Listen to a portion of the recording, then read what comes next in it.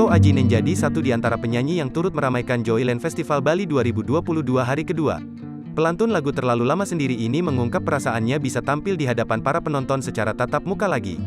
Senang banget akhirnya bisa keluar kota, bisa kembali ke sini melihat para penonton, kata Kunto Aji, di Taman Bagawan Nusa Dua Bali, Sabtu, tanggal 26 Maret tahun 2022. Ia senang kini konser tatap muka berskala besar diizinkan kembali oleh pemerintah. Menurutnya, konser tatap muka lebih bergairah ketimbang virtual yang kurang memuaskan. Memang rasanya beda banget sih mau itu kita virtual konser dengan konsep-konsep dengan segala macam. Memang keberadaan penonton itu nggak bisa diganti oleh apapun, mereka justru yang membuat sebuah show itu menjadi show yang lengkap, tuturnya.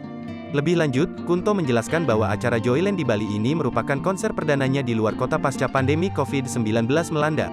Ini juga sekaligus konser luar kota pertama kali setelah pandemi, ujar Kunto Aji.